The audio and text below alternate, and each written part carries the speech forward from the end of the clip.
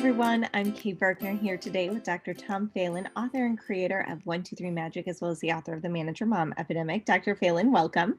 Good morning, Kay. How are you today? I'm doing pretty well. I think winter's coming to Chicago, but I know. I looked at the calendar today and I was like, wait, December? When did that happen? that's right. It's going so fast. Oh, goodness. So today what we are talking about, we're calling this Goofy Thoughts Daily Stress. And really what we're talking about is sort of the general stressors that we feel every day that actually are kind of self-imposed. I know, I think it was last week we talked about a post that I had seen called "Run the Dishwasher Twice." So if you're on Facebook, you have probably seen that post circulating. But the point of it was that there are these rules that we have, right? These thoughts that we have about how things should be done or the way that things have to be. And a lot of them are really self-imposed. And they're causing us a lot of stress, a lot of unnecessary stress, right?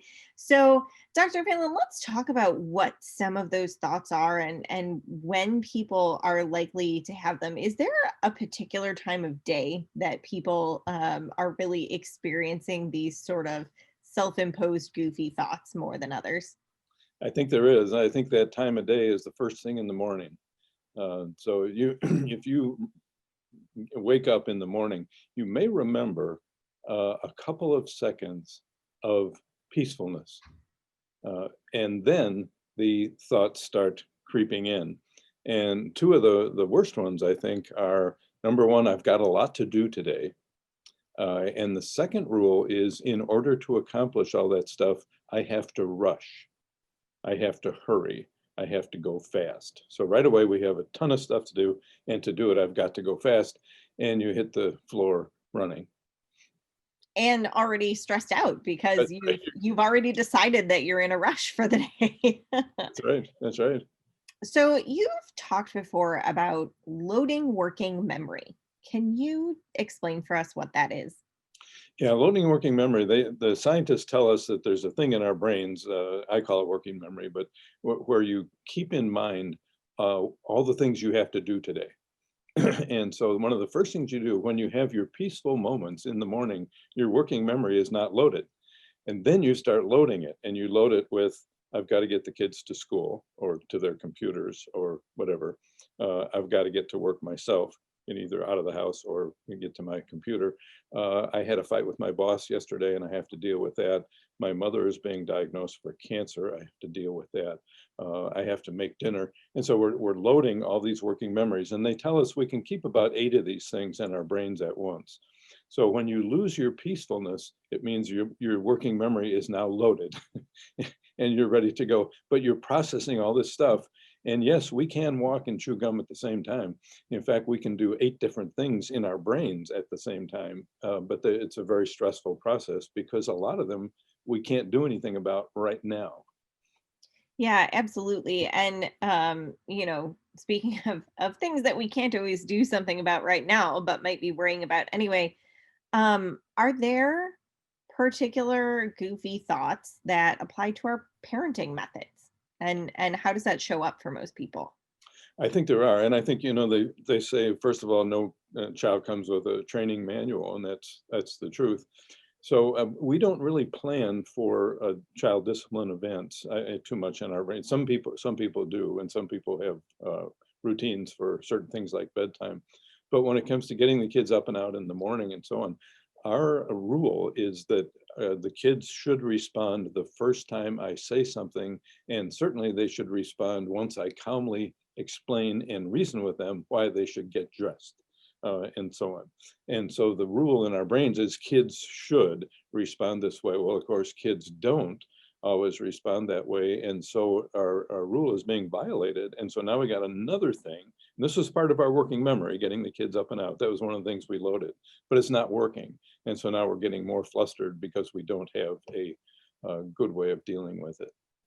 Got it. Yeah, I actually was having this conversation with my 6-year-old the other day because my not quite 3-year-old had gotten in trouble and he had gotten sent to his room. And violated the number one rule of 1, 2, 3 magic. I got angry and I yelled. And so after that, my daughter was like, mommy, I feel like if you just asked him nicely, maybe he would do it. And I was like, well, honey, thing one, no, he won't. Thing two, I actually asked him nicely 3 times. So now in the last couple weeks, if they're not listening after I've asked nicely, I'll say, well, dear, I've actually asked you nicely 3 times now. So you need to go ahead and start doing this. But perfectly demonstrating that even the kids think that sometimes if Yeah. you ask a child nicely, they will do something. And often, They do. And they don't, as you said, they don't like yelling. Yelling is one of the things that makes parents feel so guilty because you feel bad, But yelling is also symptomatic of I need a better strategy. And if asking nicely doesn't work, that's plan A. What's plan B? Yelling isn't a good plan B. We need another plan B, and maybe it's setting up a routine or something like that. yeah, absolutely. And I know that that's most people when they come to 1, 2, 3 magic, they're looking to get their kids to stop doing things like having tantrums or whining, things like that. So the counting for stop behaviors is the first thing, but then the second thing that we do with the program is to work on setting up these routines to encourage kids to do the things that we want them to do without having to yell at them 6 times with increasing volume to put their shoes on in the morning. That's exactly right. Not that I'm speaking from personal experience. So, so when we talk about stress, which getting your kids to put their shoes on in the morning, feeling rushed and like you have to get them to do things or you have to make sure that other things are happening, a lot of this really sounds like interpersonal stress or social stress. And so, how does that kind of fit into the framework of what we're talking about? It is. Since we're from a class of mammal called primates, it means we're always monkeying around, so to speak. But we are from a class called primates, and they're very social animals. And so during the day, when we're loading working memory, what you'll find is that you're going to load stuff that has a lot to do with other people. I mentioned the example I had a fight with my boss yesterday. So now this is going to be in my working memory for today. But in more general terms, since we are so social, we're very concerned about how other people feel about us, what they think about us, how we get along with them.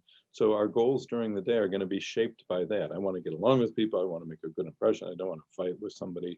But that also adds a lot of pressure. It adds a lot of what we call what if thoughts, of fears that it might not go right with my kids or with my spouse or with somebody that I work with. So added to all the pressure of getting everything done during the day are these social worries that are just very normal because we are human beings. Yeah, and talking about things that we kind of worry about on a day-to-day basis and worrying what other people think of us and sort of a lot of those other inputs.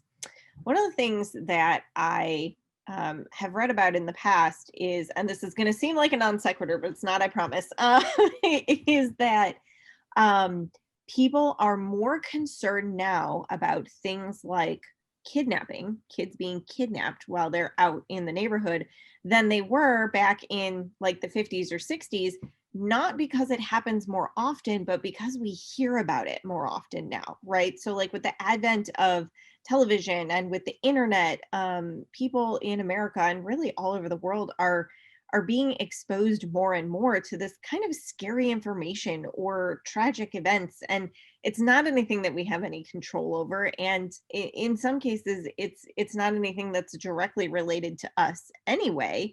I know that we talked a little bit about that back when we were doing our videos really during the height of the pandemic, is sort of this like doom scrolling, right, where you're just ingesting this sort of scary information when it comes to getting stressed out about things that you can't necessarily do anything about. How does some of that outside information fit into this conversation? But it really does add to it, and I think there's a general now, although it's generally accepted, but there's a general addiction to electronic information, and there's an addiction to news. And it's just as you said, we are much more exposed now to things. So, like what's going on in the Middle East today, Can you do anything about that? No. But if you hear about it, will you have an emotional reaction? Yes, you will, and it won't be a good one.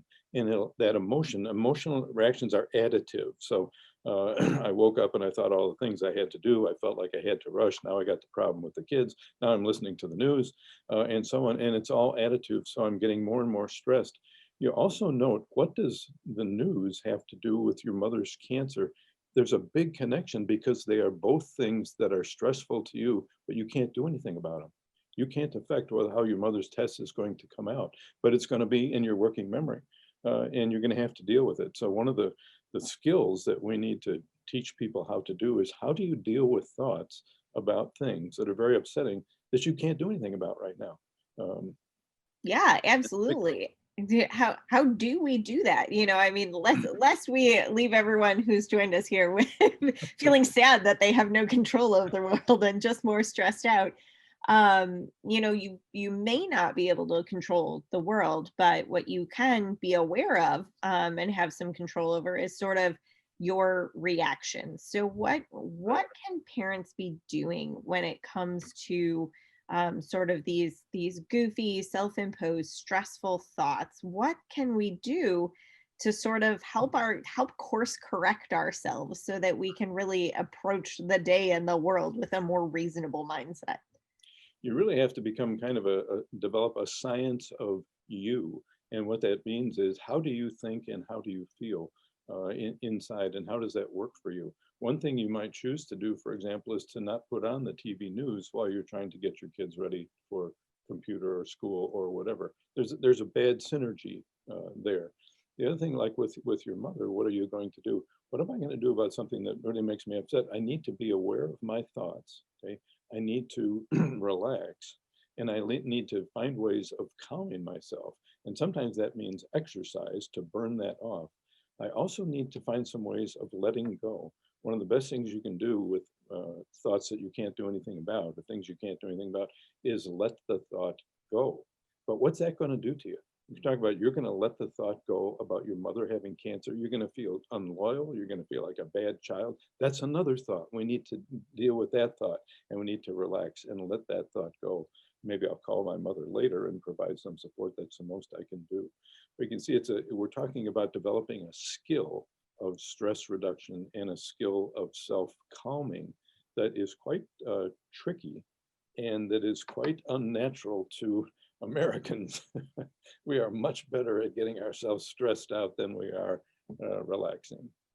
Yeah, absolutely. Well, thank you so much, Dr. Phelan. I hope that if you are someone who is dealing with a lot of daily stress, that you will take this as an opportunity to kind of just pause and reevaluate, think about, what are the thoughts that are stressing you out so much?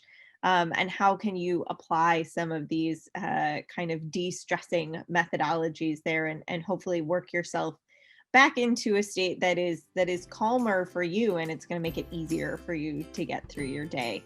So if you know someone who needs to hear this, please share this video or tag them in the comments below. And if you're not already, head on over to 123magic.com and get signed up for our weekly newsletter where we send out videos, parenting tips, and more. Thanks so much, and we'll talk to you soon.